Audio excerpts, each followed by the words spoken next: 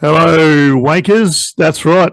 That's what we are. We have changed our name from Shift Talk because we weren't allowed to use it anymore.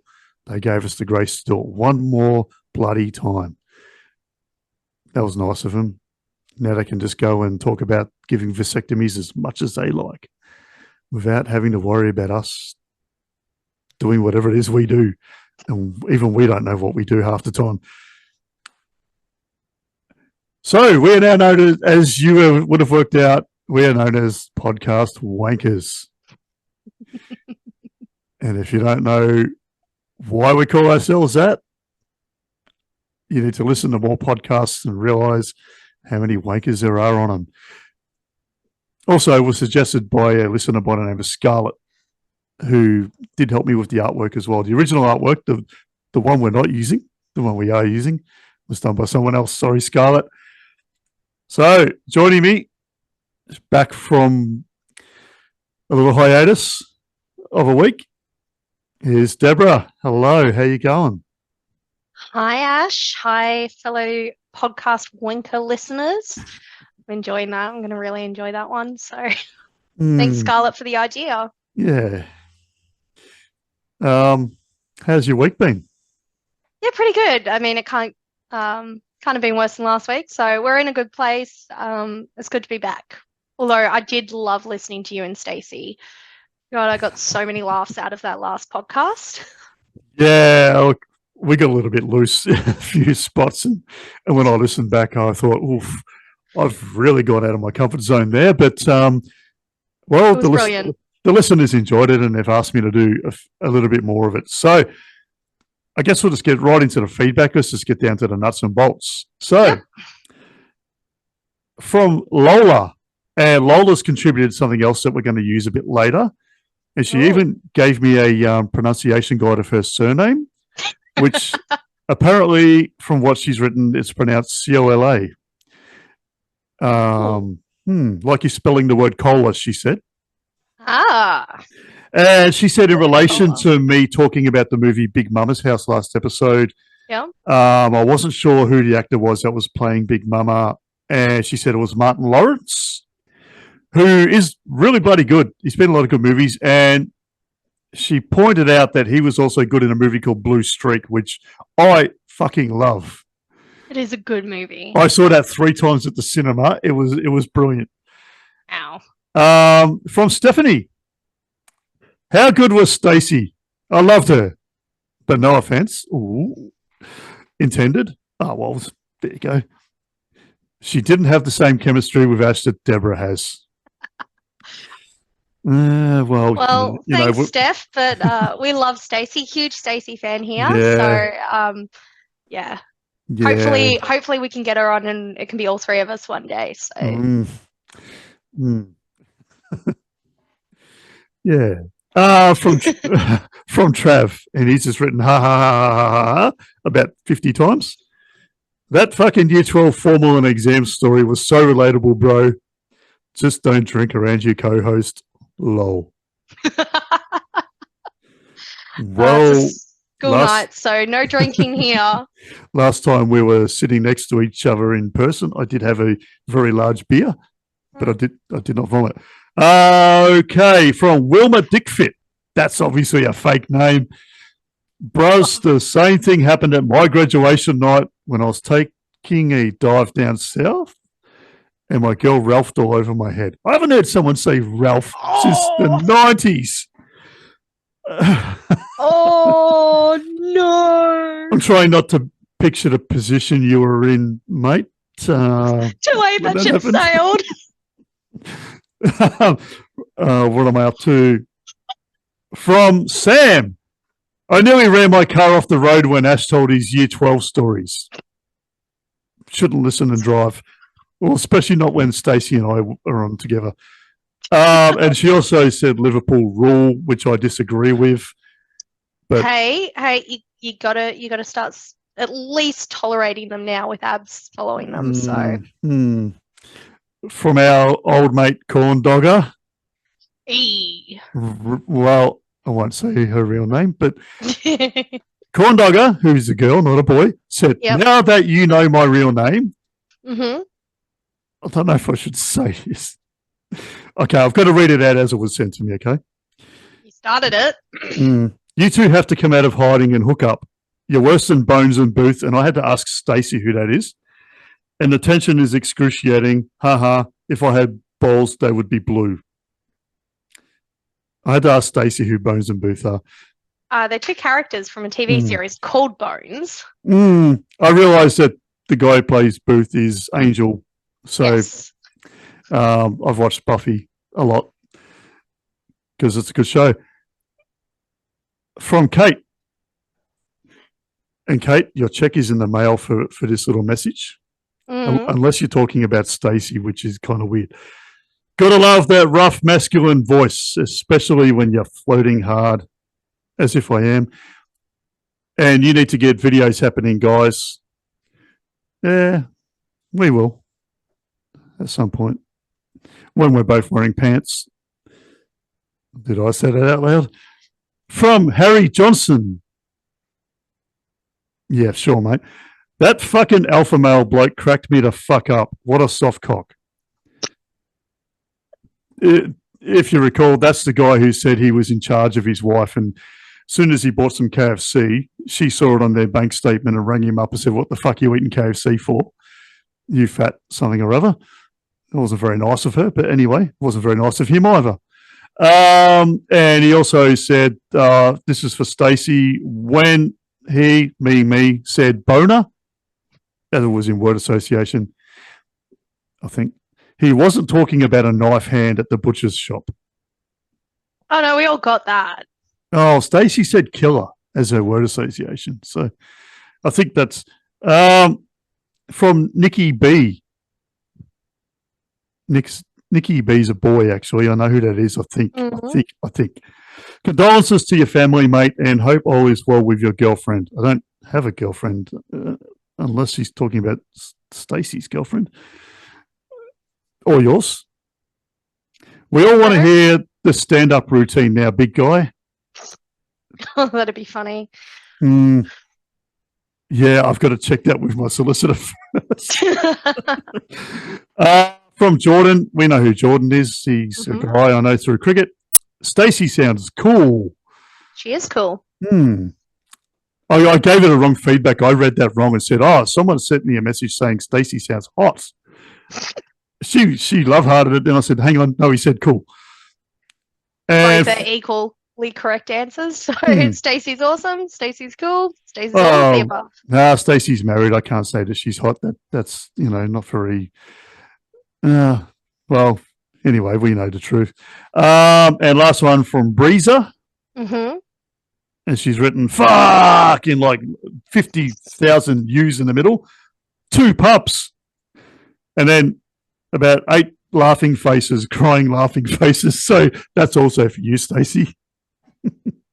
I lost the plot when Stacey mentioned that. I was like, oh my God. I was in public too. And I was like, yeah, I'm regretting my decision to listen to this.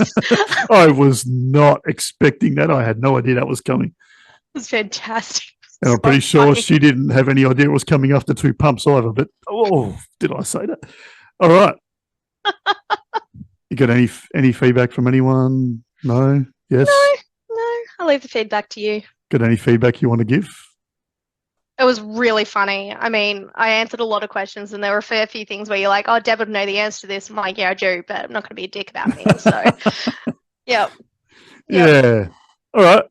I guess we'll get into the news. Cool. I'll go first. Sweet. Okay. A childcare worker in New Zealand has narrowly avoided having her registration cancelled. I'm assuming that's her, like, working with children's thing. But was issued a formal censure after drinking while on the job. The unnamed teacher was charged with serious misconduct and brought before the Complaints Assessment Committee after she drank vodka from a Gatorade bottle while working at an early childhood centre in January 2022. Geez, they take their time in New Zealand, don't they? They really do. But I mean, do you blame her having to work with kids all day? I don't know how teachers do it. Shout out to all the teachers. You guys and your infinite patience just deserve all the kudos. I reckon I've got about 12 friends who are either teachers or childcare workers, and I do feel for them having to Well, I mean, as a junior sports coach myself, at times, it's fun. She, anyway, can continue on that one. She had left the centre during her lunch break and purchased a bottle of nitro vodka. I've got a burp coming out. I'm trying not to do it on air. And Guarana, a beverage with 7% alcohol content, and poured it into the empty Gatorade bottle. Okay, fair enough. Sometimes kids do drive us to the drink. An emoji etiquette, not etiquette.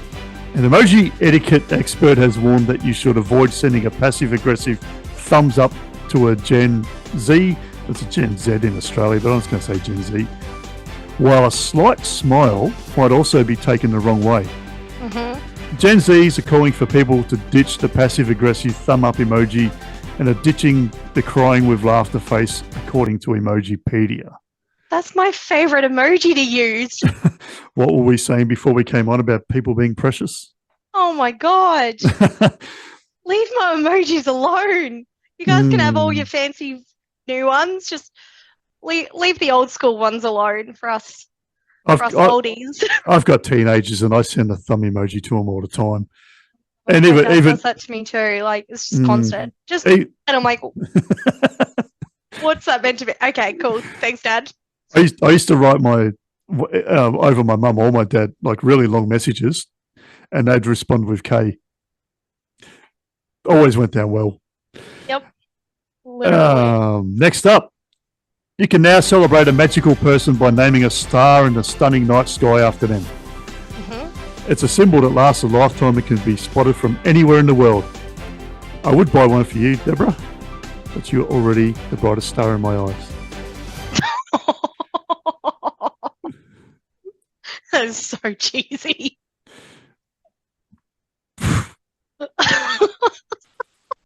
Oh, well. I'm glad no one asked me what my best pickup line was, because that was it. It's all I've got. A celebrity chef's newly launched hospitality business has struck a deal with creditors after being unable to pay nearly $1 million of debt. TV chef Adrian Richardson. Have you heard of Adrian Richardson? Never have I. And lawyer Liam McMahon, who are co-directors in the venture, were forced to call in restructuring partners after a string of their Queensland restaurants ran into trouble. Richardson is best known as the presenter of television show Good Chef, Bad Chef. There you go. I'm sure you've watched that. And also featured as a special guest on MasterChef Australia and Iron Chef America. I have watched one episode of Iron Chef, and I don't know why or don't remember anything about it. I just remember watching it. Kourtney Kardashian recently visited Australia with husband Travis Barker and their children, later revealing that seeing a spider crawling across a wall is the reason why she'll never return. Oh, darling, if you think that's the worst thing. Well, I'm getting there. I mean, spiders in this country can kill you if they want to, but you're more likely to get one creeping around inside your mouth while you sleep than you are to get bitten and die. Brendan Favola has revealed the eye-watering fee he was paid to participate in I'm a Celebrity, Get Me Out of Here. That was ages ago, wasn't it? Couple of years. I didn't really follow. I think the only the season I followed was one Shane Warne was on. I watched the one episode when it was the first season, I think, when Freddie Flintoff and Barry Hall were the last two people standing. Yeah. And Barry Hall absolutely got the shits when he didn't win it. Yep. Fuck, that was funny. Imagine letting a pom beat you. Barry, don't punch me in the face when I'm not looking either, okay? Barry, good. I'm giving you 2 thumbs up. Where was I? And he also mentioned the cheeky contraband he snuck into the jungle. Favola's lucrative haul topped the $500,000 mark, and he even managed to negotiate extra clauses in his deal to make the jungle experience less arduous, being given the right to puff on a smoke. This wasn't the first time Fev got paid a lot of money to do absolutely fuck all. Let me give you the tip. 2010, for example. Too soon. That's still too soon. Still cuts deep, doesn't it? Brad Pitt will not drop his lawsuit against ex-wife Angelina Jolie after she tried to paint herself as a victim in a desperate bid to get him to end their bitter legal battle over Chateau Miraval, insiders have claimed. Pitt, 60. The fuck? He's older than what I thought. And Jolie, 49, have been embroiled in a dispute over their co-ownership of the idyllic French winery, which they purchased in 2008, with the actor suing his ex-wife for selling her half without his consent for $67 million dues in October 2021. Yep. Bianca Sensori, I'm hoping I said that wrong because I don't know who she is and I don't want to say it right. Bianca Sensori donned another daring outfit for lunch with her husband Kanye West at historic Chateau Marmont. The Australian architect, 29, opted for an incredibly clingy top minus trousers, can relate, for lunch with Ye at in Los Angeles on Wednesday. On another occasion, she exposed her breasts in a completely see-through netted top as she made her way to the Melrose Tanning Company salon, opting not to wear a bra. I know. None of us have ever heard of her prior to me reading this out, but I can guarantee a shitload of you are furiously Googling one-handed right now. And for the ladies, Zac Efron bared his chest and arms on a yacht in Ibiza. Is it Ibiza or Ibiza? Ibiza. Fuck you, Spanish people. A man who burgled a shopping centre in Geelong, my town, in his undies, wasn't me, also punched his dad during an argument over Easter chocolates. The drug addict broke into a shopping centre in his underwear after stripping off because he thought he had snakes in his clothes. He probably had one. A trouser snake. But anyway, the court heard his father confronted him. I had to not mention his name there, even though it's on the public record. His father confronted him on April 4 about eating all of their Easter chocolates. He was in a drug-induced psychosis at the time and during the argument punched his father in the jaw. A search by police uncovered 3 Ziploc bags which contained around 5 grams of ice and cutting substances. And he was busted again with 4 grams of ice on another occasion. On May the 13th, he broke into the same shopping centre as earlier, just after 2 a.m. in nothing but his underwear again. Inside, he got into a menswear outlet and put on about $300 worth of clothing before walking out and being arrested. Don't do drugs, kids. Also, don't go to my local shopping centre or one of my local shopping centres in my town in nothing but your underwear. It's just, I don't want to be there to see it. It's a little bit funny. A little bit funny. This is a little bit of a sad one, and you're probably going to punch me. So I just report the news. I don't make it up. A woman has been left gobsmacked after her husband decided to have a baby with her identical twin sister to surprise her. The woman shared her story on TikTok and revealed she suffered with fertility problems. In the retelling of the story, she said, "I have an identical twin sister and she does not have the same problems I do. My husband and I have been struggling to have a baby for the last 6.5 years." So then it goes on to say, the sister and husband went behind her back and slept together to give her a baby. Like, what the fuck? So much to unpack right there. But it obviously didn't go down well. She was quick to call the pair out for their betrayal. Although, to add insult to injury, her husband doubled down. How the fuck do you double down on that? That it wasn't cheating as they had identical parts. That's fucked. Surely that's fucked. That's not okay on any level. No. Like, I mean, there's surrogacy and all that sort of thing, and like there's a massive moral dilemma right in that right now. So if you're a dickhead who wants to cheat on your wife or your girlfriend or your partner with anybody, let alone a fucking sister, don't do it. It's gross. You're in a relationship for a reason because you love each other, right? That makes me so mad. So mad. The original article does have the guy's name if you want to know where he lives to go punch him. Nope. Just any airtime. Kidding. Disgraced former TV personality Andrew O'Keefe told a police officer who allegedly found a crack pipe in his jacket pocket. That's a bit of a mouthful there, jacket pocket. The garment was worn by someone else, a court has been told. Police allege the former Deal or No Deal host returned a positive drug test after he was stopped shortly after or before midday on Sunday in Sydney's affluent Bellevue Hill. He's a fuckhead, isn't he? Don't do drugs, kids. And don't be a domestic violence practitioner, if that's the right word. Keep your hands. Don't be a dick. Problem solved. Don't be an Andrew O'Keefe. And on a sad note, accomplished dancer and actor Bobby Barnes, sorry if I get that wrong, has died at age 90. Barnes played Jets member Joy Boy in the legendary musical 1961 film West Side Story, which, as we all know now, I've seen the stage version of that. Lost my stage show theatre virginity to that show. And he was also a chimney sweep in the classic 1964 film Mary Poppins. His other memorable appearances include a role dancing with Anne Margaret in Made in Paris, and he even kissed Marilyn Monroe in the 1960 musical comedy Let's Make Love. That's pretty cool. I bet his aim was spot on. He did not miss that kiss. What have you got for us? Hey, Jen Alpha are asking in light of the current major... Oh, our guest has joined us, but she'll join in a bit later.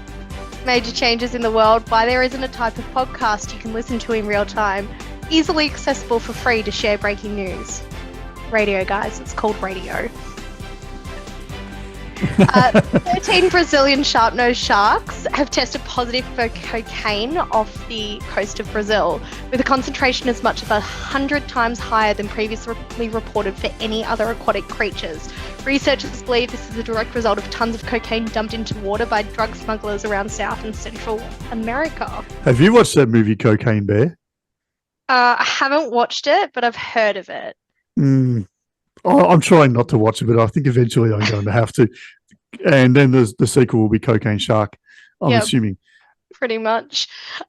In southern England, a tortoise sparked major delays on train tracks near Ascot Station after he managed to escape his home and climb onto the tracks.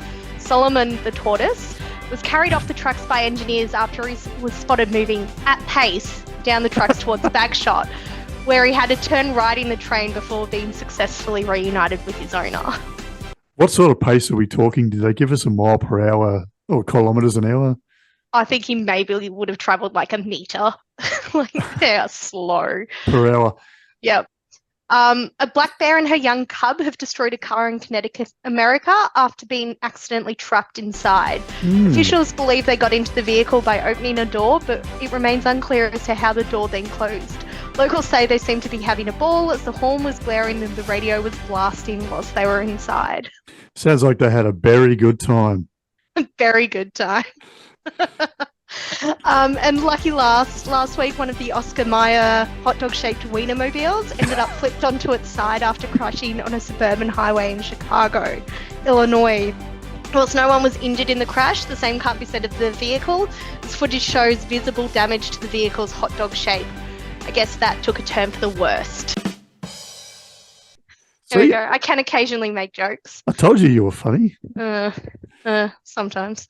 Well, we're going to jump a couple of segments and get into our little gamey show sort of stuff. We'll come back to some other stuff a bit later because we have a surprise guest who's turned up. Yay! So everybody, Yay. Wave and welcome Karen. Hello. Can you hear me? We can. Hi. That's awesome. Do I sound like I'm in a Queenslander? I feel like I'm echoey, but that's okay. Yeah, is that bricks in your background?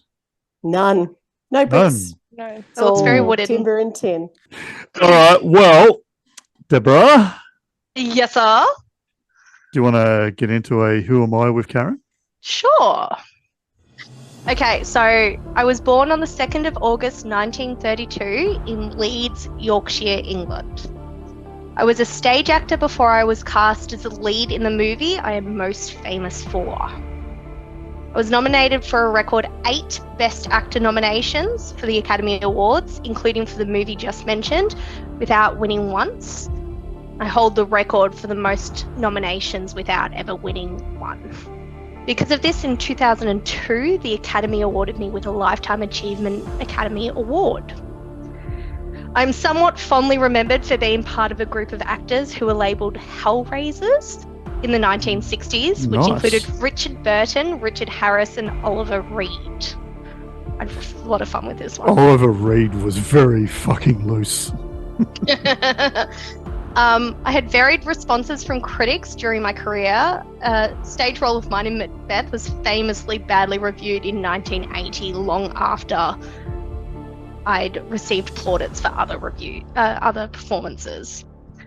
Whilst I never won an Oscar, I did win 4 separate Golden Globes, including for Beckett in 1965, and secondly for The Lion in Winter in 1969, where I starred opposite Katharine Hepburn. I've also won a BAFTA Award, Emmy Award, and Olivier Award during my career. My other famous films, apart from the one I'm best known for, include Goodbye Mr. Chips, The Stuntman, and The Last Emperor. I also had a small part in the epic Troy, playing the King of Troy himself, King Priam. I voiced Anton Ego, the restaurant critic in Pixar's Ratatouille in 2007. Any ideas? I'm trying not to talk. Not really. Not yet. Okay. Lucky last hint. The movie I'm best known for is Lawrence of Arabia, where I played the title role. Oh, gosh, it's on the tip of my tongue now. I'm currently covering my mouth, listeners, because I know the answer. I know he's a sir of some sort. He is, yes. He's been knighted. Mm-hmm. Oh my gosh. And then I think Lawrence of Arabia and I think, I can see the face. I can Yep. see the face. Oh, I don't got it, Deb. I'm sorry. That's okay. Ash, do you want to? Is Do it? you want to? He does. He does want to. Come on. I'm gonna. If it is the person I think it is, and I'm pretty sure it is, Yep. his initials might be something that you put a plant into. What? Oh, Peter O'Toole. Yep. I got it. What? Yay! That You're right. role in Lawrence of Arabia was unbelievable. That's why it was the very last one. But that was his first ever motion movie role that he was casting. Before that, he was just a stage actor. Yeah, and so the real life T.E. Lawrence was nowhere near as exciting or dashing or eccentric as what Peter O'Toole made him out in the movie. Oh, That was fantastic movie. that was a brilliant role, great movie, and Peter O'Toole, great actor, and had a lot of great roles. So no wonder he was knighted. Yep. All right. Some bonus birthdays before we go on, though. Mhm. Madame Butterfly herself, Susie O'Neill, was born in 1973. Nice. And for the fellow footy lovers here, Alex Jezelenko, You born on this beauty. day in 1945. All right, Kaz. Ready for some word association? Oh, should I be worried about this? Is this going to be PG?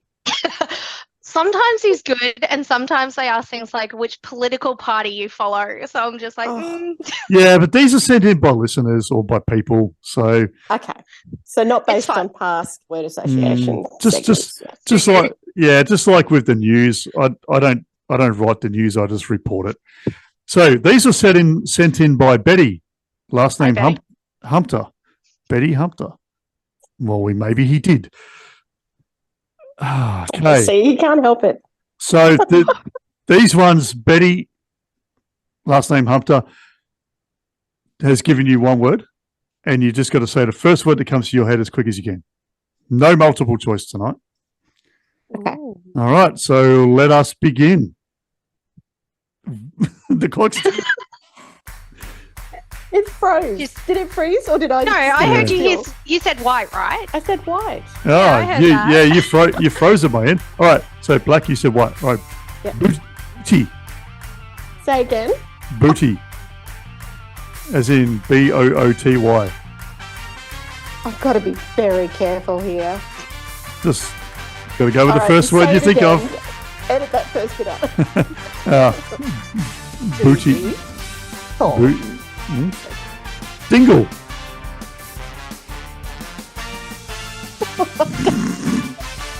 It's really funny, and I can't help it. saying the first word that comes to my head. The Deb's thinking the same word. I can see it. Stop, you're making me giggle. Okay. I was going to say wriggle, but No, that's good. That's good enough. Okay. We'll take No that. wrong answers here. Mhm. Okay. Domination. Station. Foot. Rub. Where's this going? I saw Deb's face light up there at the thought of getting a foot rub. Mm, She knows. you'll have to find someone to do it for you. Octopus. Legs. Phone. Case. Prince Albert. Hot. I need to Google this. Rusty. Crow. Scissor. Lift. Nice. Oh, that's a good one actually. Corporate background. Real Your answers estate. are so much more PG than mine. Well, you haven't spoken about 2 seconds of sexy time yet, so. What am I up to? I don't know if I've said this one. Shaved. Hand. Snowball. I don't know. I haven't got one for snowball. Okay. Deb? Fight. Oh, yes. Strap. It's okay. You can have. I give you my fight. You can have fight. Okay. Okay. All right, strap. Trap. You can see Deb's face there. He's thinking dirty things that a lady should be thinking. Tight. I am a lady. Tight. Did you say tight? Yeah, tight. Knit. Wet. Dry. I feel like we've had that one before. No. Or was it like last 2 weeks ago, maybe it was wet or dry in the multiple choice. I don't know. Listeners, if you're sending these in, listen up to what we said last time. Yeah, bloody mongrels. Last one, yellow. Green. I'm glad you didn't say Coldplay because they're shit. It was Olympic themed. It's the Olympics. Oh, That's all you see. well done. Thank you. You had the two easy ones. Oh, Oh, I did. Deborah, have you got some blind ranking ready for Karen? I do, and I hope you like this because I Cool. picked something that I'd like to blind rank. That's chocolate. Yes. Mm. Mhm. Right, I'm on it. I thought you'd enjoy this. So, Twix. Biscuit. Oh, it's not. Oh, you got to 1 to rank it. 10. 1 to 10. Blind Oh, rank 1 sorry. to 10. So, don't do what I did and leave the vinegar fish and chips ones for last and put them at 1. Start again. Oh, Edit that bit. Start again. Okay. What's the plot? Twix. Oh, it's up there. 2. 2. Dairy milk. Oh, 10. I just don't like dairy milk. Mars bar. Oh, 5. And because you can't have one without the other, Snickers. Oh, 9. ooh, Top No. deck. not a peanut fan. Oh, Top Deck's number 1. Yay. Wholeheartedly agree with that. Yeah. I think that's a unanimous Deck. decision, that one. In fact, one of my sisters loves Top Deck so much Mm, that is the name of her dog. Oh, I approve. really? Mm, That's a great Wow. name for a dog. yeah. You're never going to get confused with which dog's yours. Yep. Cherry ripe. Have we done 3? No. Okay. I Take have 3. 3. Aero mint chocolate. Oh, see, now you got me. Ooh. 4. So far, that would have been my number 1. Oh, it's awesome. Milk. Dip it in coffee. It's not all about me. Keep going. Milk Kit Kat. So the normal Kit Kats. Yeah, probably about an 8, Deb. Yep. Dream white chocolate. Oh, so, okay. It needs to be up there. You've got 6 and 7 left. Okay, 6. Yeah. Yep. This is the problem with blind ranking because, like, you're like, that would be my number 1, but now it's not. And number 10 is picnic. Yeah, I think 7. 7. If you'll take it as my answer. You can have 7 for that because it's So- only left. I'm definitely taking that you're not a peanut fan. No, No. you All right. read that well. To be fair, a fair few of my answers would be very similar to yours. So, Well Can I done. tell you something about Top Deck real quick? Go for yeah. it. If you let it melt, the white comes off. Like you actually let it sit on the bench for a little while, and you can just take all the white bits off really easily. The other bit Ah. is if you leave it out of the fridge for like probably 5 minutes before you start eating it, you can actually get your teeth in just enough that you can pretty much bite it so it comes cleanly off as well. Correct. I can tell Correct, you two live yeah. in Queensland. We can never keep anything cold. I was like, summer, 1 minute, winter, maybe 5. Down near Antarctica where I live, just across the sea from there, we don't need to put chocolate in the fridge. Oh, You wouldn't. You just Mhm. wouldn't. Mm. oh my God, Everything would chocolate keep- doesn't. No, Oh, it doesn't it's- survive here. In summer we do, obviously, but yeah. Yeah. All right, Karen, do you just want to hang around while we do the sports? Because I'm sure you'll be interested in some of it. Oh, I think I would be. Yeah. Yes. No, what? Get All right. out. So now, if I've missed anything with the Olympics, by all means, jump in and let me know because I wrote this yesterday. hmm So I'm doing my best. So, as we now know, because I just let the cat out of the bag, the Olympics are on.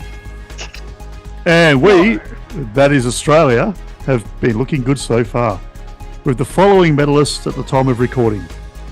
So, gold, Molly O'Callaghan, women's 200 metre freestyle. Grace Brown, women's individual time trial, that's cycling. hmm Ariane Titmus, women's 400 metre freestyle. So, Molly and Ariane are swimmers. Yep.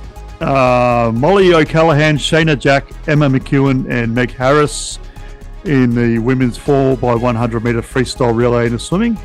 Oh, don't forget the people who swam in the heats. So there was 2 others, Bronchi Campbell and Olivia Winch, who swam in the heats. So they technically are a gold medalist too. I've heard of Brodie Yeah. Campbell. Jess Fox, patron saint of our show. She just doesn't know it yet. Oh, wait, no, she's the patron saint of our other show. She doesn't know that either.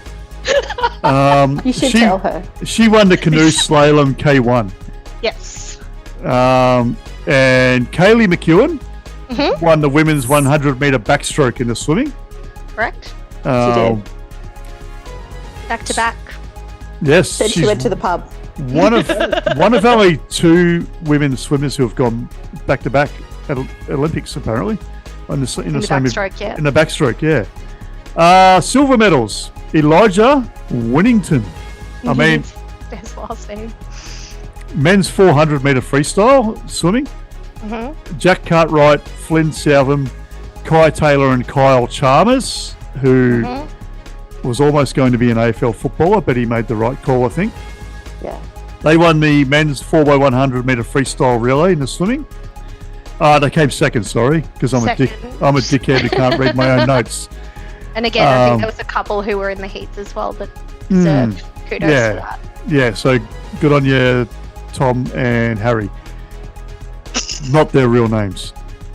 There's Ariane, something else there that you have to put in a little well, asterisk. Can I add an asterisk? Oh, I like asterisks. What do we asterisk in? I thought you were talking about Dick. So Kai Taylor is Hayley Lewis's son. Yes! Ooh, there you bloody go. Yep. Yeah, I was so at the, he medalled, which was really cool. I was at the swimming trials and she was in tears of joy when he got in the team. Like, it was so cute. Yeah. Unconsolable. She was beside herself with joy and just so pleased. I think the relief was in her face as well. She had a little bit of everything going on. So But she was there. She saw it. So fantastic. Just passing the baton. back in the early 90s, when Hayley Lewis competed at her first Commonwealth Games, I think it was somewhere in New Zealand, probably Auckland or Wellington, because my hometown Christchurch doesn't get that lucky. Might have had a little crush on Hayley Lewis. You and the there whole world, I think. I was about to say, was there anyone that didn't? Like, Well, I don't know. I was just worried about what I liked. And we got bronze, and I don't know which guys were in the team, but it was the men's 4x200 meter freestyle relay in the swimming. yep. Now, when Ariane Titmus got her silver in the same event as Molly O'Callaghan, women's 200 meter freestyle. Yep. That was amazing for us. But there was another race where, and it must have been the one that Ariane Titmus won, which is the 400 meter freestyle. I think 2 American girls came second and third, and the Americans decided to go wild on X, formerly Twitter, and rant about how they won that race 2 medals to 1. Oh, what? Bloody What is Americans. Well, have you seen that? I think it's the New York Times or a couple of American media outlets are doing the medal tally by total medals instead of numbers of golds, so that the US comes first. Oh, of course. Hey, course it's a bit like an establishment somewhere in my town, but I have a sign at the front that says the customer always comes first. Let's just leave it at that. But you can't have Australia winning now, can we? No. Or China, or South Korea, North Korea, Russia. Is North Korea even at it? I don't know. No, just get the guitars out is all I have to say. Yeah, Gary Hall Jr. Oh, look. Just get the guitars out. That's all we need to do. Get rid of those yanks. Yeah. Also at the Olympics, Eurosport commentator Bob Ballard has been removed from the broadcaster's coverage of the Games after he made a sexist remark regarding Australia's female swimmers. Not okay. So, fuck you, Bob. Mm-hmm. Our Aussie champs wouldn't touch you with a 10-foot pole. Nope. And no, we don't go on pool deck and go and fix our makeup either. That is ridiculous. Oh, yes, because, you know, we all wear makeup in the pool. Like, honestly. Yep. Stay fast, mascara. Totally concerned about having a pretty face and making sure I've got the mascara to run into my eyes whilst I'm trying to swim in the water. Because, you know, all it is about we got to look good for the boys. Like, honestly. I reckon Bob puts his makeup on before he struts around in a little sexy lingerie number with his. Could be onto something there. With his dominatrix standing by. Well, he'd be wearing some to be on camera, so gives that sort of vibe. All right, in AFL football. Just before we go from the Olympics, did you mention Chris Burden in the equestrian? Oh, he's in there. No, he's in there. He won the event, the eventing silver individual jumping silver in the equestrian. He was in my notes, and you guys talk so much that I missed it. We also have an honourable mention. We have to make an honourable mention, and I've been following him for quite some time. But Harry Garside, take your hat off. You did an amazing job. Oh, Wasn't his socials afterwards fantastic? He's just Any kid will look at that and go, "Failure's okay. I'll do my best." That's it. And he's just. That's it. He was incredible. Like, I just absolutely love, and someone who's so open with being like, I feel like a failure, but, you know, I know that I've tried my best. Like, that's exactly what you want out of an athlete. So Harry's a boxer, isn't he? Yes. Yep. Heart That's all on right. his sleeve. Yep. His heart lives on his sleeve, and he has got no qualms about telling everybody his actual thoughts, even though it's shunned in the media and should be happy and I'm so glad I competed. But let's just be frank, 20 years into 9 minutes and he gets knocked out. That to me is heartbreaking. Boxing Australia have got some really steadfast wellbeing practices. So don't worry, they all got around him. His family's there. Yep. Had a few dark thoughts on the first interview, but he's fine now. There's so some really checking in on Harry. Really quality people in the Australian amateur boxing scene. In AFL, Harry Mackay felt sick, so Carlton had to lie down in his honour and let Port, not the Magpies' power, have a party. Tyson Stengel was hospitalised after getting leather poisoning on his right foot against Ian Zorko defeated Max King's brother despite being 34 centimetres shorter than him. Ross Ball and the umpires annihilated Essendon as the Bombrays fans blew up on Talkback Radio for the next 24 hours. GWS played the D's in front of 15 people. Oh, who won? Who cares? Harley Reid was running around the Optus Dunny Bowl and Dorcas fans booed his actual audacity to simply exist. Nick Dacos defeated the Tuggers all by himself, according to the footy media. The Little White Birdies got dry humped by everybody's second favourite team, and the Hawkies took the third ever selfie in history. In NRL news, there were some games played. Who won? Well, 3/4 of the country did not give a fuck, and the rest of it took it personally. Who won? Okay. The Kiwis had a rare win, taking down West Balmain Tiger Magpies, and the Rudy Hill RSL closed its doors in protest. Cam Munster returned to the Stormy Boys and whipped Para's ass. I always knew money had a sexy kink, and there it is. There will be no free Bronco burgers at Macca's in Brisbane this week, but Canterbury, Bankstown and Panania residents had a huge bonfire night burning their fibro fences in celebration. Sucked in. That's totally safe, right? Don't know. Asbestos, Of course. asbestos doesn't kill anyone, does it? No, not at all. What are you talking about? The Sharkies from the the Shire, got done harder than Mia Khalifa when they ventured into queer boy country in North Queensland. Tommy Turbo must have gotten lost on his way to Allianz Stadium, so his team, the Northern Eagles, got chooked by East Sydney. And our friend Karen's Dragoons got riffed by the Lithgow Panthers. And a team from Gold Coast actually won a game of sport. I'm still recovering from that. Sorry. I love when they are in the sheds and they're singing when the Saints come marching in and they're hitting the esky. That for me is just a weekly occurrence, but not this. But don't worry, I'm okay. All our commiserations. We haven't felt that for 11 weeks. And the worst part about that is that the Lithgow Panthers are not even real. They're just a myth. And you still lost to them. In cricket. That's mean. At Ash, sorry.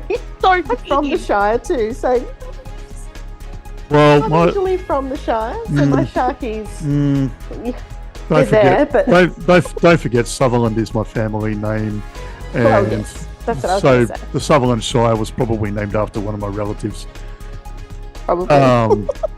In cricket, Travis Head won an award in America. And don't we all just love Head? Steve Smith, no relation, did something that no one in Washington knew had even happened. England had a Queen? Let's just run with it. They had a Queen sweep of the West Indies as a Kiwi ranger scored the fastest ever Test 50 by an Englishman. Let that sink in. Well, Christchurch represent, by the way. Sure, bro.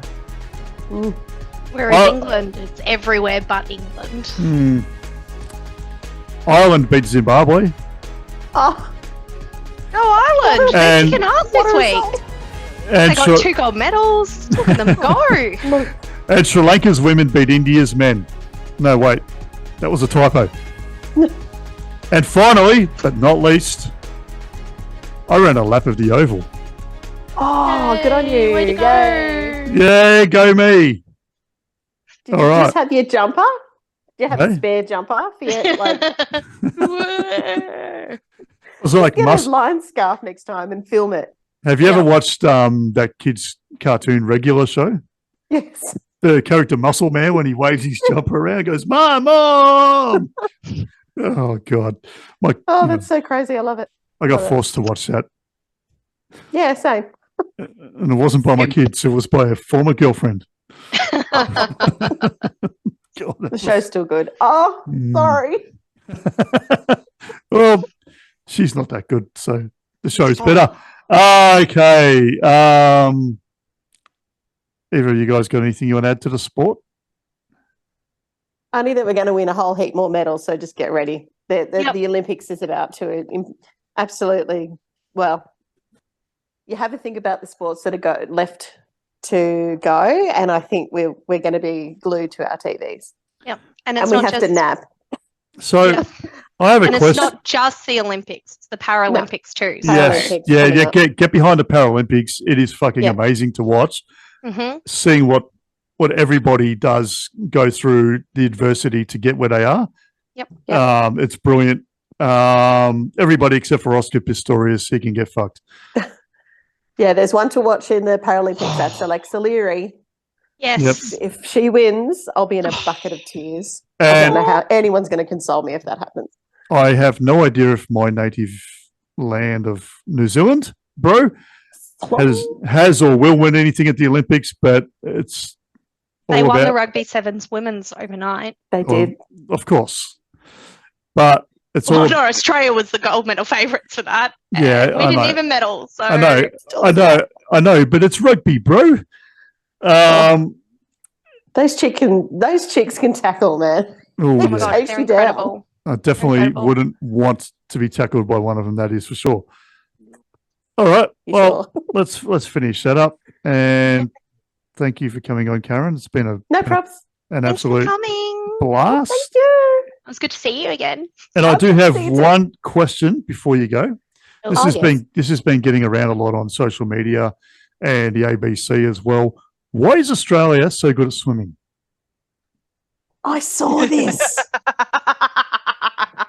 There's two things that come to mind. One, Mhm. we're an island nation. Obviously, Mhm. we've got lots of, places for people to train. Well, we Other are than girt actual by swimming sea centres. after all. But we're good. We know it. We can flaunt it. That's why we're good, because we just are good. Just do a Dane No. Zorko Mm. on King. Max King's That brother. style was Thank so you. good. Oh my That god. was just AFL theatre. I loved it. Oh, and the celebration after. Oh, that Any- was Any thoughts on why we're good at swimming, Deborah?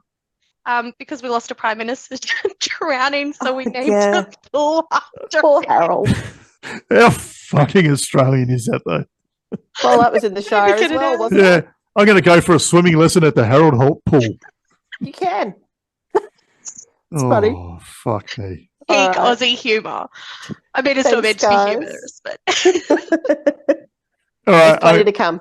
I'm going to invite Karen to stay for one more segment. ooh, yes. So, our friend Lola, C-O-L-A, who Mm, she spelt it out to me and told me how to pronounce it. So, thank you, Lola. yeah. And Lola is from the deep south of the United States, from New Orleans. Oh, She also told me how to pronounce that. She said, don't say New Orleans. It's New Orleans. It's New all one, Orleans. all one word. So on the back of me relating a story about my Year 12 formal and my Year 12 exams last week, mm-hmm. which involved a lot of alcohol and a lot of vomiting and singing a power ballad to one of my teachers.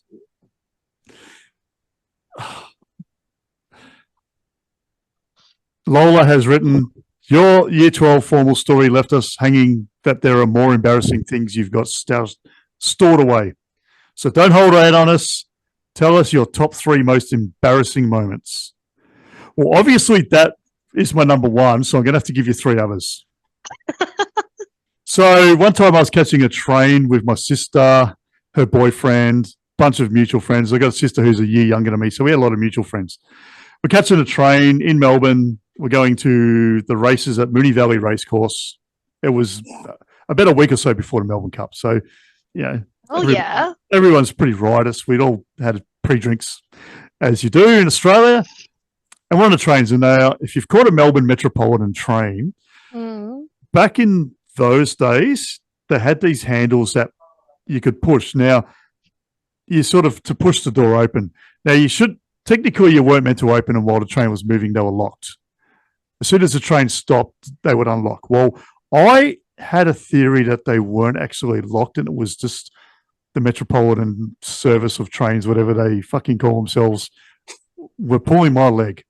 So as we're rolling into Moonee Pond Station or Essendon Station, whichever it was, might even have been Askervale. I don't know. I don't care. I can't remember. I was drunk, and what I did next was fucked up. I decided to lean up against like an armrest holder thing, push the door open with my foot by the handle, and as the train was slowing down at the platform, I stepped out of it. Now, inertia is a funny thing. Fancy that. And I went roly-poly down the fucking platform Oh, like a tumbleweed, but a lot faster and with a lot more blood. Oh no. That was bloody embarrassing. And there may or may not have been a girl there who I was trying to impress by doing it. And she totally was not impressed and ended up with one of my sister's boyfriend's mates later that night. And this next one, it's kind of funny, but it's also embarrassing. Yeah. So, as we know, I'm a cricketer. I play cricket. I love playing cricket. Mm-hmm. My biggest weakness when it comes to playing cricket is the lunchtime food that comes out, the snacks, the cakes, the egg sandwiches. I'm white bread, and I'm not meant to eat white bread. I very rarely do. Only lunchtime at cricket. Yep. Now, this particular day, well, my team was going really badly. I think at the 20 over mark where we had our break, we'd already given up 390 something runs. And straight after the break, I was the captain at the time. I brought myself on the bowl. I was like, I couldn't do any worse than the blokes under me. But I'd had about 8 or 9 of the little triangle sections of egg sandwiches. So as I'm running into bowl, just as I'm letting go of the ball, I also let go of a very large, loud fart. Oh no. bless.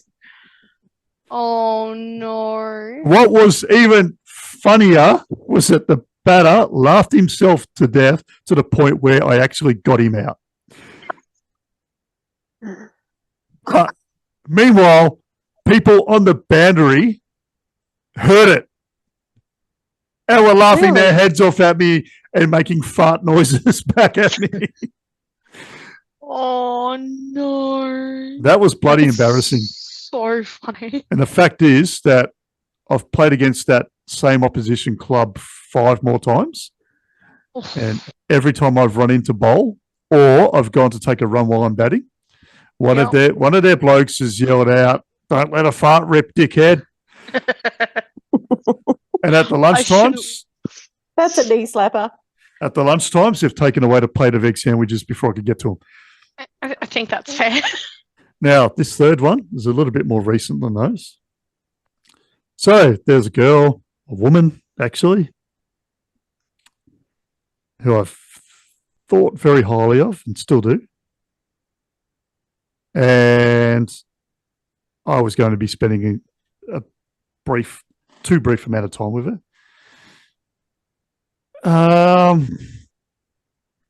And I'm taking myself way out of my comfort zone here, so just bear with me.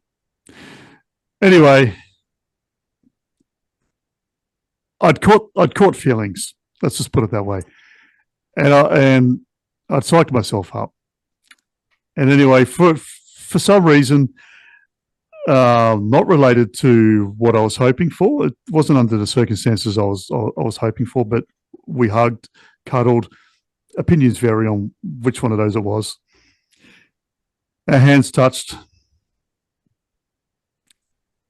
And my heart said, "You want to kiss her."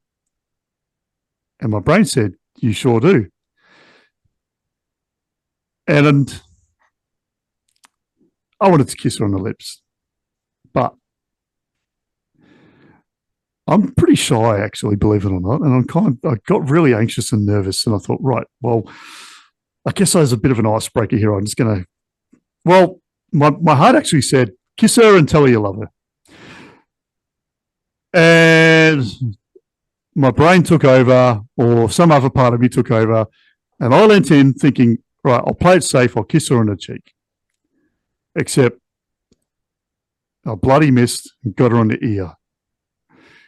And then all I could get out after that was, "Thank you." And there were people watching. And yeah, they let me know all about it. And I was really fucking embarrassed. I wouldn't be embarrassed about that. And You gave it your best shot. anyway, I've now also given away a little bit more information than what I had previously. So Okay. Thanks for coming on, Karen. That's okay. It's been a bloody blast. Thanks, It's been Thanks for coming. been absolutely loose as fuck. And I did expect a little bit of looseness, just to be honest. no, in this pod. it's been really good, and I'm feeling kind of awkward right now. So thanks for coming on. We love you, No and worries. we can't wait to have you back. Yes, Oh, thank you. definitely. It's been I've loved fun. it. Yay! And I will see you in about 3 weeks, I think. Yes, you will. Ooh. Pie. You guys- Well, Oh, you're going down for the pies too? well, we will I'll both be see you there. in 3 weeks. Me too. You can be my wingman anytime. Amen. Yes. There's the Top Gun Bullshit. reference. You can be mine. I was waiting for it. Closer proximity, so that's good. But Mhm. yeah, the list of adventures Karen and I have had as mates over the last, it's been about 7 years. Has to be. Yeah, a very long and distinguished, Very long. and definitely longer than my Johnson. So on that note, thanks for coming on, Karen, and we will talk to you again very soon. Yes, you And I'll will. see you in a couple of weeks. I can't wait. Love you, I'm mate. so So much excited. fun. At the Okay. G. At I the know. G. It is the What- G. Oh, I will die on that hill. I will absolutely die on that hill. See, that just proves that I've listened to the podcast. So there you go. On you. All right. Yeah. I got a Ciao. message from Karen this afternoon saying I better listen to the Pride to catch up. Or the inside running. Yeah. Yeah. All right. Yep. Okay. Thanks for Talk coming to on. you soon. See you, mate. Bye. Bye. So we got Viki from Brittle Sun, who are our first band we've ever had on our show, which, as you all know by now, we've rebranded from Shift Talk to Podcast Wankers. And we've made a change. Instead of talking about the music we're listening to, which is probably the same bands every week, we decided we're going to have some unsigned and up-and-coming bands coming on to help them get a bit of a jump start, but also to broaden our horizons into new types of music and new bands as well. So welcome, Viki, to our show. Lovely to have you. Yeah, thanks. Thank you. Thank you for having us on the show, Ash. Yeah, it's Yeah. great to be here. So Really just excited for it. give us a quick little rundown of the band, who's in it, what your style and sort of that sort of thing, and then we'll play one of your songs. Okay. Well, we're Brittle Sun, and membership is a bit fluid. We're actually down to 2 core members at the moment, but we have a lot of guest musicians playing with us all the time. Mhm. So it's myself and David Jetson at the moment, and Stuart Garrett was with us for about 10 years, and he's just recently left because he had a lot of teaching endeavours. He's a music teacher and rather busy. And so the sort of music we play, I would describe it as alt country folk with a bit of soul. Yeah. Definitely got some soul. So you're the singer. Yes. I'm the singer. Yeah, Yep. I'm the singer, guitarist, and songwriter. Yeah. No, you have got a great voice. It's definitely the right voice for soul music. That's for sure. Yeah, thank you. As I said to you yesterday, Words in the Dirt. I had and I was just telling Deb about it. I got that stuck in my head last night. Yeah. Yeah, really, really, really enjoyed listening to that. So, all right, we'll play that for our listeners, so they can have a bit of a listen to it, and listeners, be prepared. You will love this song. It is really good, and then we'll come back and we'll have a bit more of a more detailed chat about a bit of the history of the band and some other things you might want to tell us.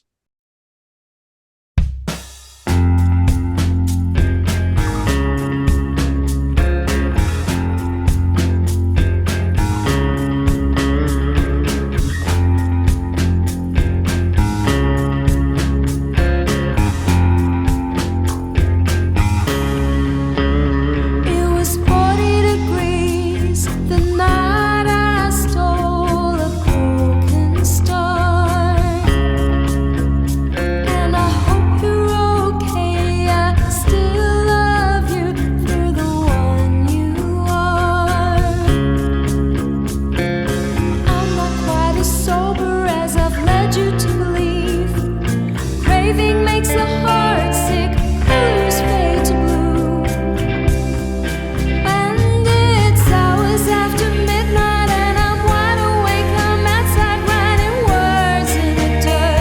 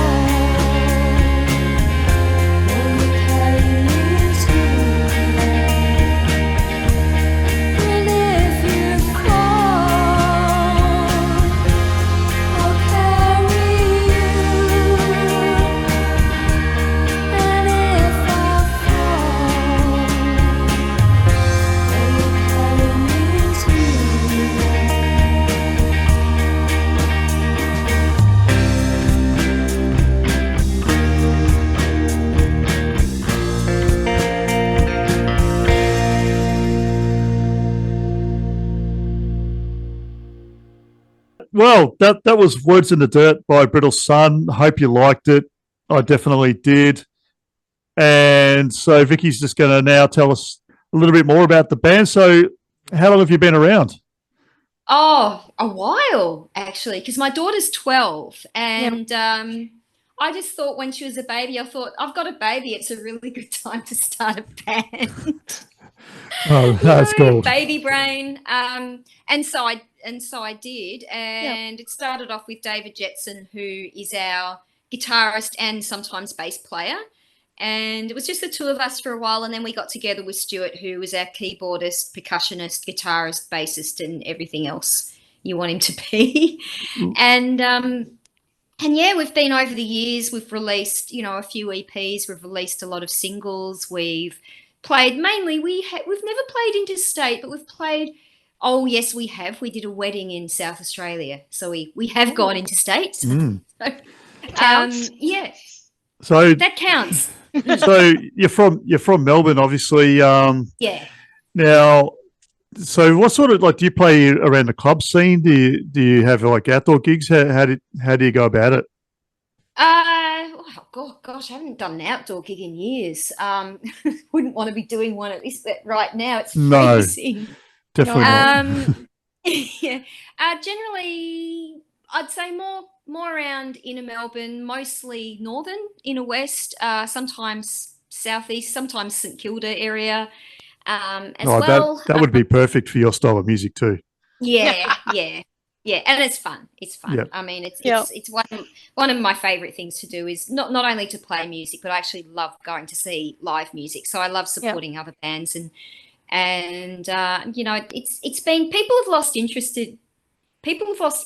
in it, unfortunately. I think people are a lot more into staying home a bit more because of the internet and everything, but which is a shame because, it's just I just love going out to see live music. It's just, I don't know, there's something about it. There's just so much soul and, the people that you connect with and, the friends that you make and the music. It's great. It's one of the things I love. I really love what you did. Particularly with sort of that organ sound, it's felt like it elevated the song a little bit over having just a normal piano, I guess, as your sort of main melodic instrument in the background. So that took me back to my country day, my days as a child in country Victoria, and I was just like, oh, it's beautiful to listen to. Oh, thank you. Yeah, I'll pass it on to Stuart. Yeah, because that he was responsible for that. And we are going to miss him, actually. No. I grew up listening. Well, not myself. My dad listening to a lot of music that had a lot of Hammond organ and that sort of thing in it. So I do love a good organ sound as well.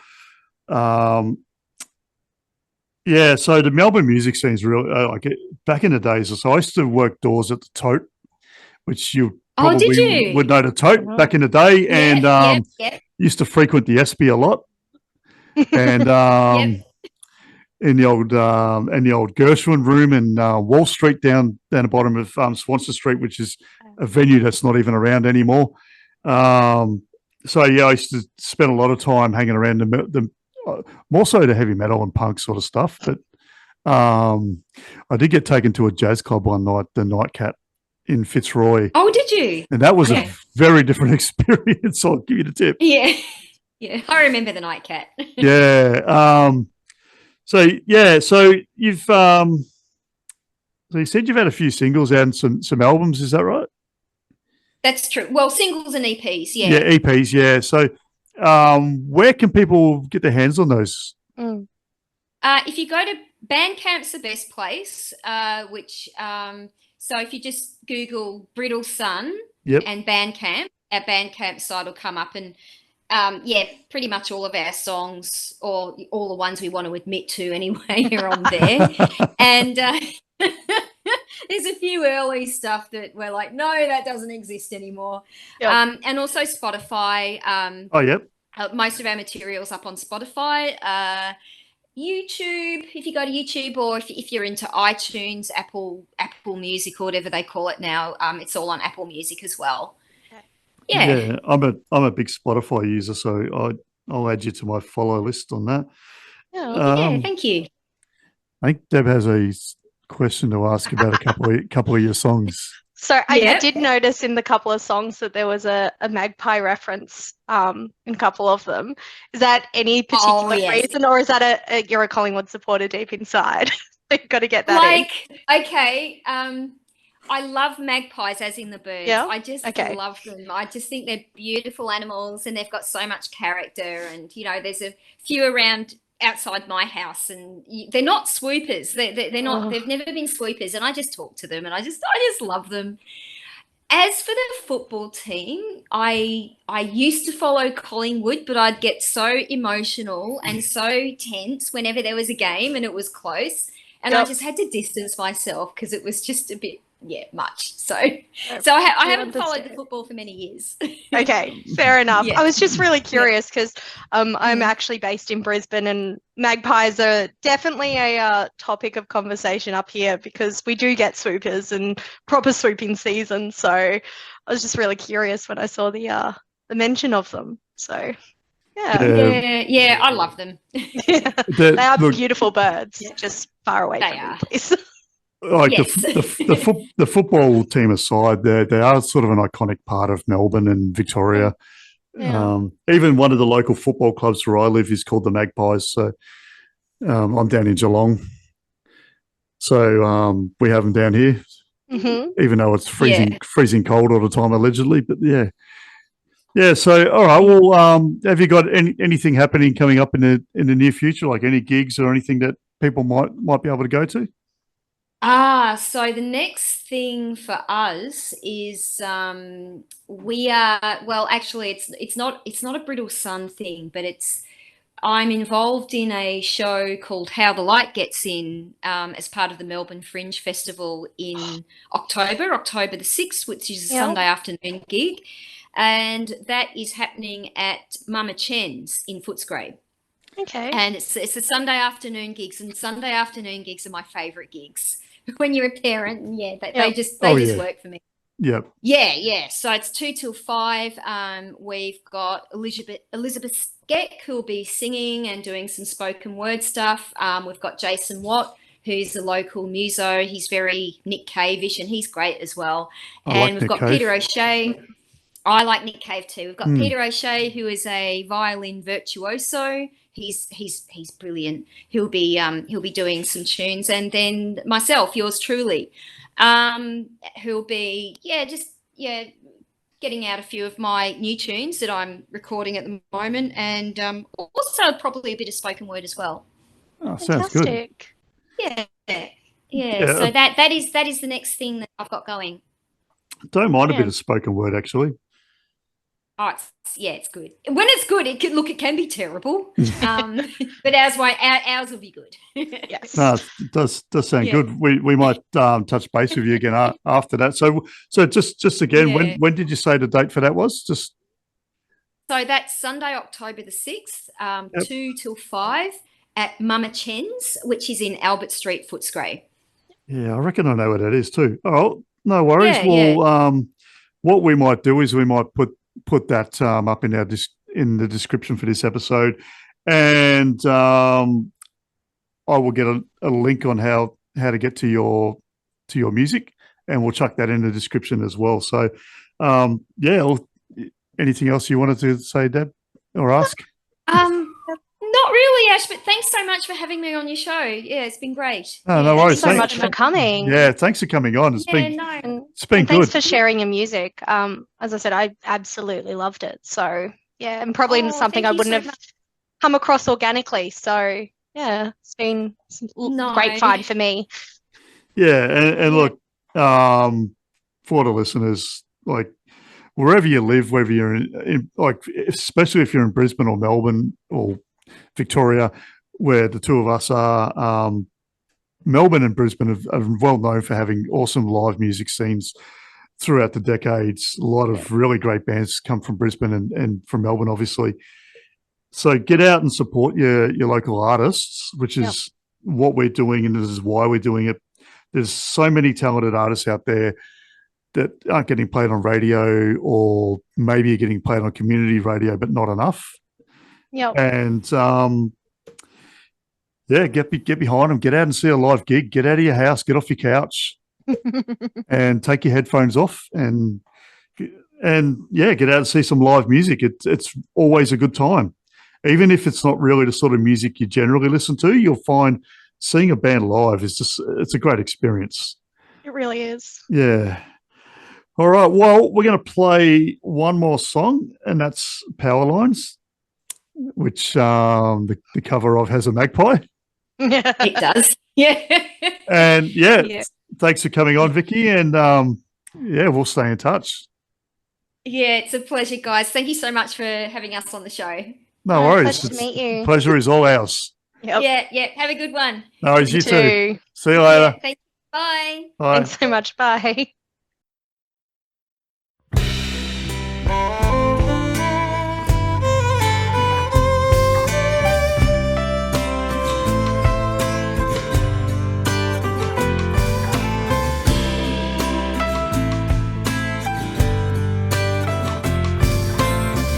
I shout into the void when the stars are high, and the magpie's voice consoles me. I won't fall, I won't fall, I won't fall. Darkness fades into the rising of the sun. Oh yeah. Is anyone really where they want to be? I don't know, maybe. Is anyone really where they thought they'd be? I don't think so. Oh, how I wonder how it feels to fly over our lines. Are there oceans out there beyond the sky? I can still remember as a child chasing waves. As the tide came in, I learned we all need someone home.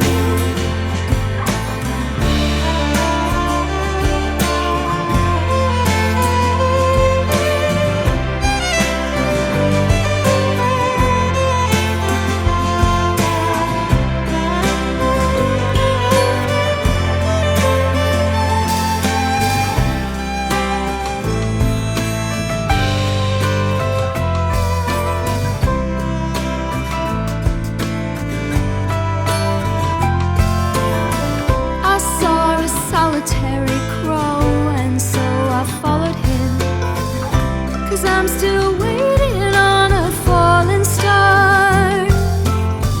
He flies away, he flies away, he flies away into the setting sun while I chase after the wind. Oh yeah. Is anyone really happy? I'd like to be. Is anyone really happy? I try to be. Oh, how I wonder how it feels to fly over our lines. Are there oceans out there beyond the sky? I can still remember as a child chasing waves. As the tide came in, I learned we all need someone home.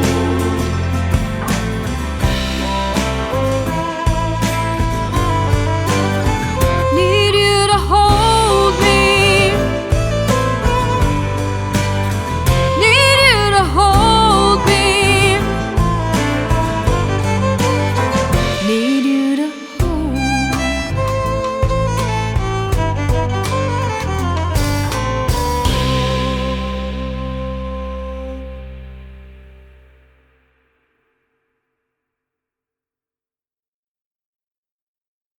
Do you want to get into what happened on this day in history? Okay, hey guys. So on this day, on the 2nd of August, got some fun ones this time. We've got some not so fun ones, but I tried to Hang on. avoid all the. It's August. Yes. Bloody hell. August. Bloody hell. I know, the year's flying. Where has this year gone? Well, it went in a really, really hot patch and then a really, really cold patch, and now we're here. And That's where the year's gone. being the start of August also means it's a little bit closer to the next time I get to see you in person. Yes, yeah, a couple of weeks. So fun and games. Marking the days off on my calendar, and I'm not lying. Okay, we'll get back to it. So on this day in 1100, King William II of England was killed by an arrow shot by his own fellow man, Sir Walter Tyrrell, whilst hunting in New Forest.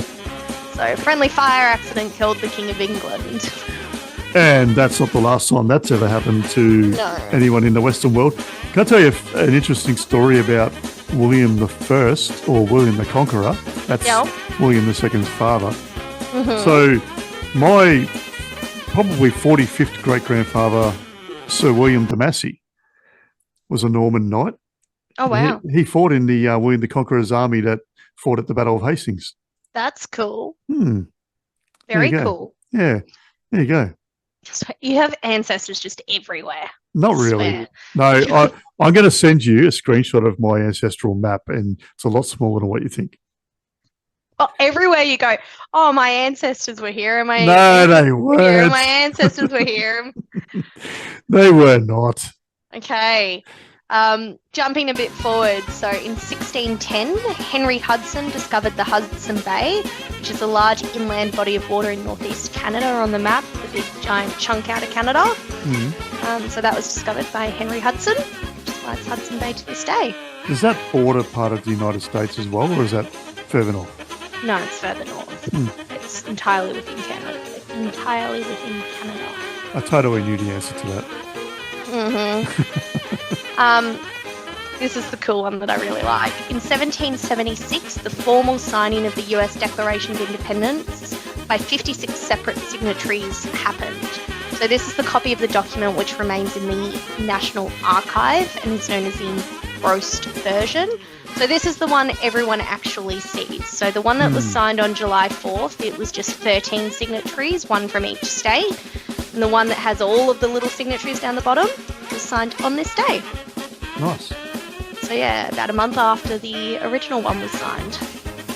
It always happens. Everything always happens a month later.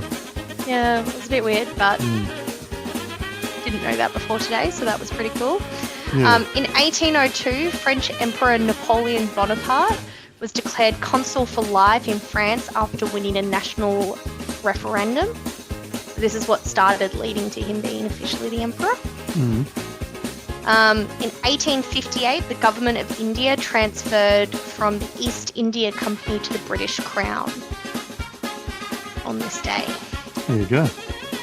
Yep. In 1864, and this is for our sports nuts, the Saratoga Racecourse, America's oldest thoroughbred racetrack, opened its inaugural meet with 4 days of racing. Anyone who enjoys having a punt on the horses? I bet you they were horsing around a lot of that. Oh, definitely. Bit of horseplay. This one's probably my favourite. We all know I'm a little bit of a book lover. So in 1865, Lewis Carroll published Alice's Adventures in Wonderland for the first time. In 1880, the British Parliament officially adopted Greenwich Mean Time, which remains the world's time standard to this day. Of course, it's referred to something else, but it all starts from the Prime Meridian at Greenwich Observatory in London. What's the other thing that it's known as? The International... Oh, no, it's not. Oh, God, I don't know what the other thing is. I don't... Yeah. UDC? It's got some weird-ass name. That... Holding. I'm just going to Google that. I'm just patting here while you do that.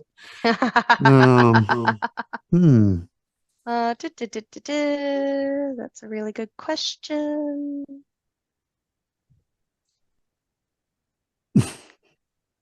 Where is it? I'm going to leave this part in the final cut. Oh, please. Not really. UTC, which stands for what? The T would probably stand for time, universal time, something. Continuum. That sounds like something out of the Big Bang Theory. Coordinated universal time. There you go. Although I don't know why the abbreviation doesn't go within. No, it's like ABS on your car is anti-skid braking. It should be ASB, right? Yep.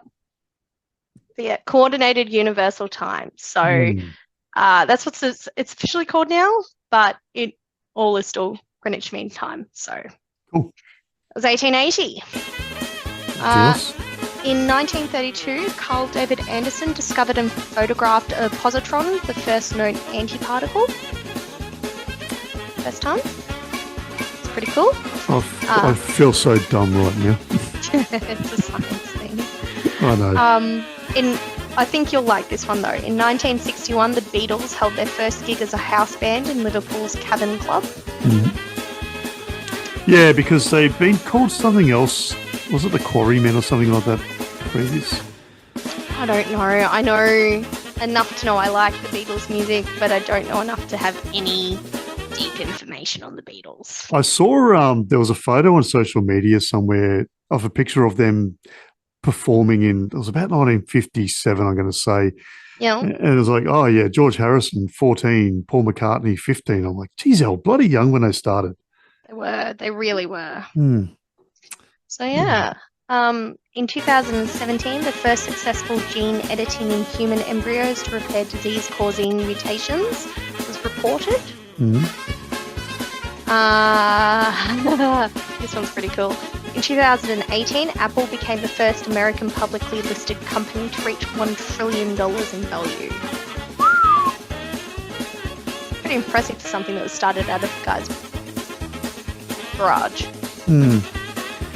Well, don't forget Forrest Gump bought shares in Apple when he thought it was a fruit.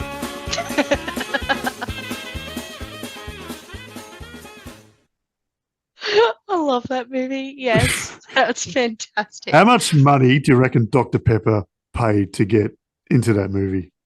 Oh, an absolute fortune, I reckon. I mean, he must have drank about 17 or something like that when he was meeting the president. Yeah, that's true. Not sure. I wonder if that's Googleable. Maybe we'll have to do a deep dive and see if I can find the answer. I already know that you're thinking about doing it ASAP. No, I'm not doing it now. I can see your brain ticking away.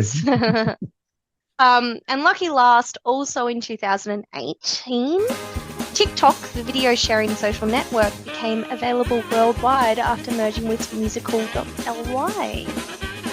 You know what's interesting? So TikTok's Chinese, right? Yep. But in China, they don't have TikTok. They have something else that's the same as TikTok, but it's not TikTok. WeChat? Could be. Sounds familiar. Yeah, it's so much more controlled. Yeah. Well, I mean, as you'd imagine. But if we don't want to be cancelled, we probably don't want to talk about that too much. Who knows? The big Chinese media might come down and Yeah. I mean, Barry Hall's going to probably punch me. You're going to punch me, I'm sure. I'm going to die of embarrassment, and China is going to send some assassins after us. After me, not you. They'll spare you. Well, considering I said it, probably not. But that's okay. All good. But that's on this day. There we go. Well done. Good job. Excellent. You got a conspiracy for us? I do. So this one's a little bit convoluted, but I thought it was insane when I came across it. So Ford, the motor vehicle company, is looking to patent the camera systems on their future cars so they will automatically report speeding vehicles to police. Ooh. Whilst not much is known, as it's still in the application stage of the patent, if Ford gets one of its latest patents approved, the cameras on its future vehicles could prove a vital tool. Leads to several questions, obviously, about ethics, privacy, and morals of a system like this. Ford, in their application, envisions, let's try and get that word out, that their system would use onboard sensors on a future Ford to detect other vehicles, so not the Ford, other vehicles breaking the speed limit. Funny about that. Should it detect a speeding vehicle, the system would turn on cameras to capture it. It would then send the images, GPS location data, and more to authorities. And then the police would determine whether or not to initiate a chase or pursue the suspect in any way. It's worth saying... Oh, you go. No. You keep going. I'll come back. So it's worth saying this is only a patent application at this stage. And even if granted, Ford might not actually do anything with it, but regardless, the entire system calls into question just how safe, legal, or ethical this sort of technology is. Currently, new car buyers have found unauthorized GPS trackers in their cars, which allows particularly insurance companies to jack up premiums for drivers because of behaviours captured without their knowledge. It makes you wonder just what will come next. Yeah, so I drive a D-Max every day. Yeah. Not Isuzu D-Max. And that has the technology that can, when I've got it on cruise control, they call it satellite control, but whatever. It actually can pick up the vehicles in front of me, their speed, and it will slow me down accordingly. Yeah. So there's already, I guess, partly some of that technology, but I mean, come on, Ford. I mean, I think it's Henry Ford's great-granddaughter or great-great-granddaughter. Don't be a snitch. I mean, nobody likes a snitch. No, snitches get stitches. But in all seriousness, I know Teslas do something similar. If you're around the car and like they detect motion, they'll record it, but that just stays with the Tesla driver, I guess. It doesn't go anywhere. The fact that this might just jump straight away to authorities is a bit of concern, but I mean, what it makes you think about is just give it enough time. It seems like every moment, the second you're out of your house, you're going to be recorded. Yeah, which, if this is the way cars are going, imagine where else everywhere else is going. So conspiracy. Well, as we've already established, when you use your Flybuys card at Coles stores or Shell petrol stations, the government's keeping a track of how much fuel you're buying, what type of fuel, and how many coffees you're drinking from the servo. Totally, the government doing that. Definitely not Coles Myer. I was going to say they're tracking how many servo pies you're eating, but you only have to eat one and you die. So, although I do know a man who ate one and lived to tell the tale. Wow. So what's your conspiracy? Yeah, mine's not as good or as fun as yours. Thought it was funny. Mine goes back to, so you brought up a conspiracy involving the Trump shooting recently. There's so many things about that at the moment, and I was like, I'm going to pick something not political. Yeah, no, like there's just so many layers. It's like Sara Lee bloody cakes. It's like layer upon layer upon layer. Is this the part where I say that the girl who narrated that ad on TV back in the day was Scandinavian, and that's where my dad's side of the family are from? Oh, yeah. They're from everywhere. No, they're not. They're from Eastern Europe's pretty big, but yeah, that's neither here nor there. So Donald Trump gunman had photos of Kate Middleton on his phone. Oh, God. FBI investigation revealed. Thomas Matthew Crooks researched and downloaded photos of the Princess of Wales before his assassination attempt on Donald Trump. FBI analysis of his two phones and laptops show the search history of photos of the Princess of Wales downloaded to the phones and the laptop. God, these notes are terrible. Can't believe I wrote them and it don't even make sense. So maybe I'll come up in our next segment as a self-nom. The twist follows Federal Bureau of Investigation, FBI, confirmation that online messages purporting to be left by Donald Trump's gunman days before the attempted assassination were fake. Hopes of discovering a motive were initially buoyed when Secret Service and FBI officials told US senators that Crooks, 20, wrote a threatening message on the gaming platform Steam, which gamers use to chat and buy games. Mm-hmm. Learn something new every day. Crooks allegedly wrote, July the 13th will be my premiere. Watch as it unfolds. But a new analysis shows the online account was fake, according to a law enforcement official and an additional source familiar with a briefing given to senators, speaking to CBS News. Okay. The discovery of several images of high-profile figures on Crook's electronic devices included recently saved pictures of Catherine, Princess of Wales, Trump, no first name, President Joe Biden, Attorney General Merrick Garland, FBI Director Christopher Wray, National Public Radio reported. Crook's search engine history showed he researched dates for Trump's speaking events as well as the term major depressive order. But it is the search history and photos of the Princess of Wales that is the biggest twist. The princess attended the Wimbledon's men's final around about that time with her 9-year-old daughter Charlotte, Princess of Wales, just one day after the shooting. Oh. So, well, he obviously wasn't around to take care of Catherine.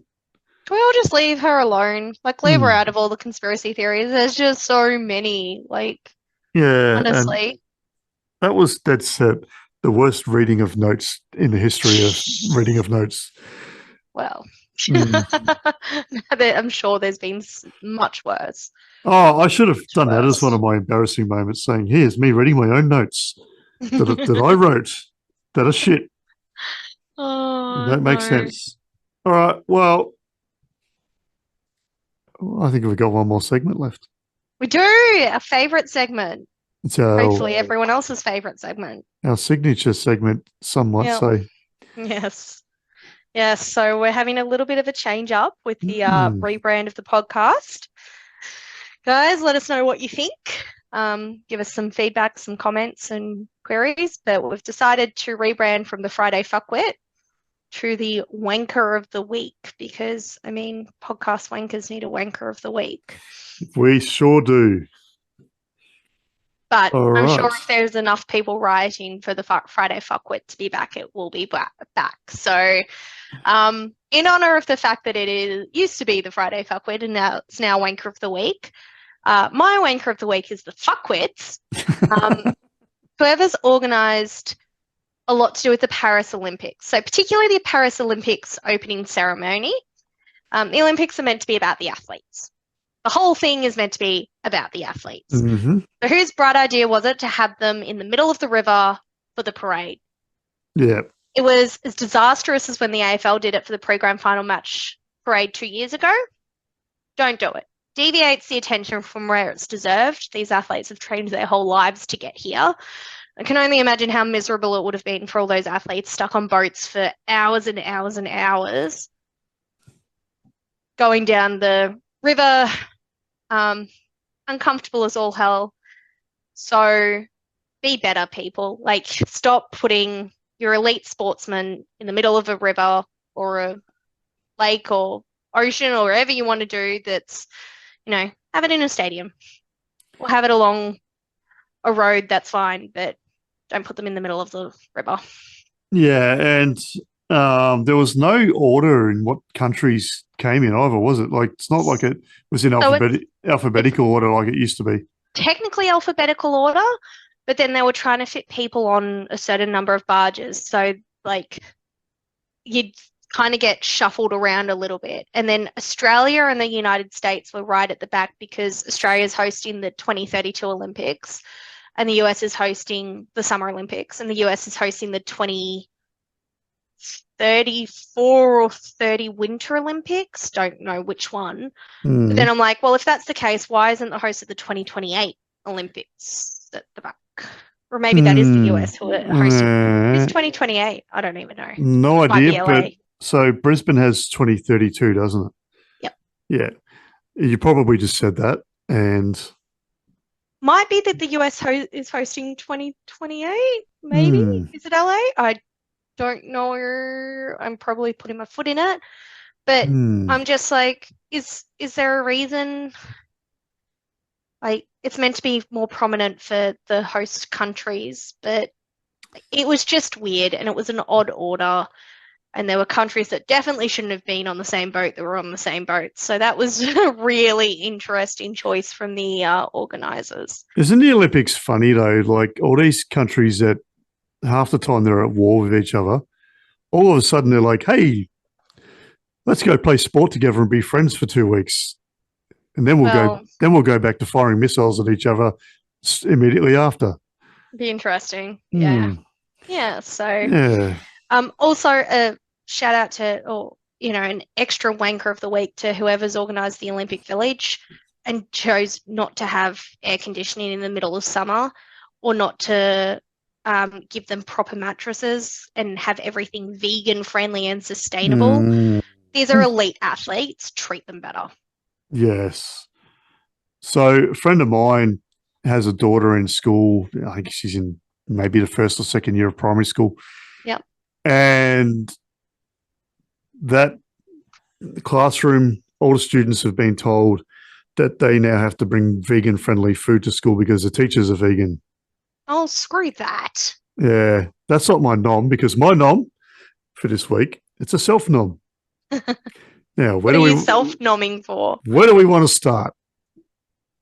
There's a lot. All right, so the first reason is because I somehow deleted that whole entirety of my notes on who was going to be my wanker of the week. And it's blank, as also is my brain. So I'm self-nomming myself for doing that. Self-nomming myself because I revealed something and kind of didn't do it well. Probably didn't pick the right time or place or occasion to do it. Anyway, also, I'm nomming the vegan teacher. Deserved. Absolutely deserved. Anyone who denies the child a right to eat meat deserves wanker of the week. And I'm nominating Carl's Jr., the burger chain. What have they done?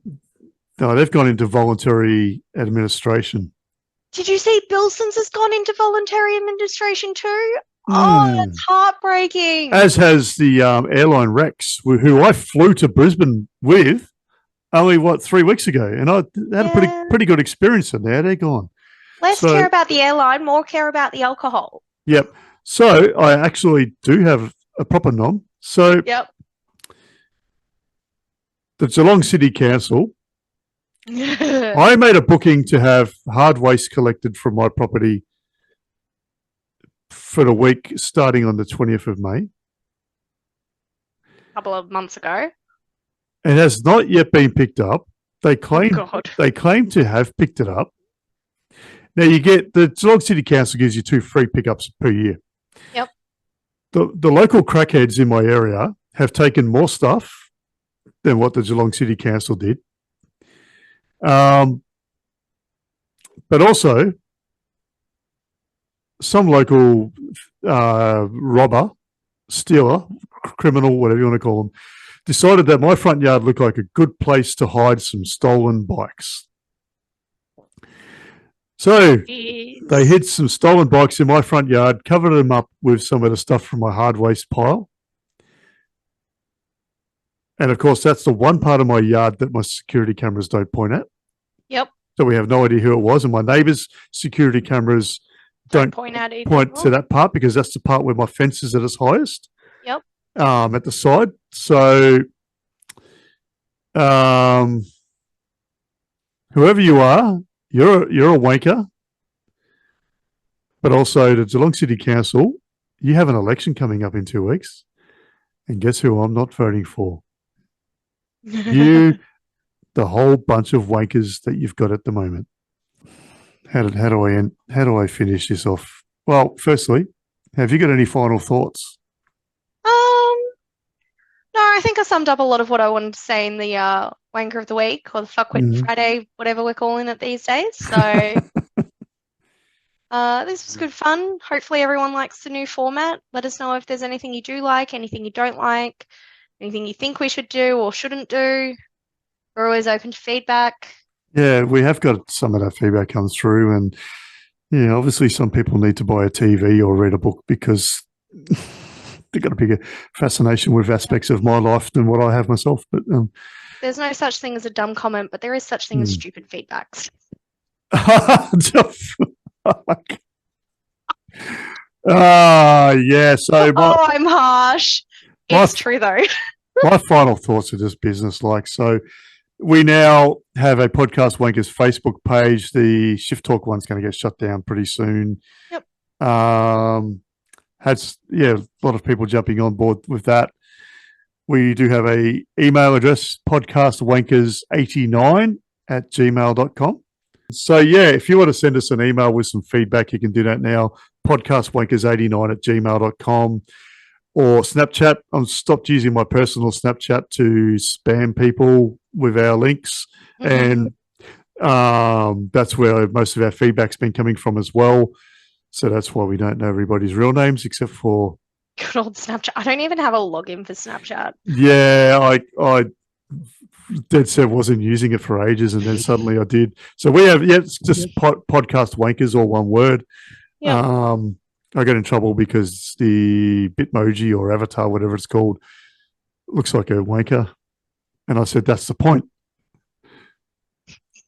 That's the point, guys.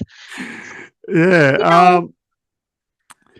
So if you're in a band and you want to come on and have a chat to us, play a couple of songs, you can play them live on over Zoom, or you can just give us some clips. We'll stick it all in. We don't care what sort of music you play.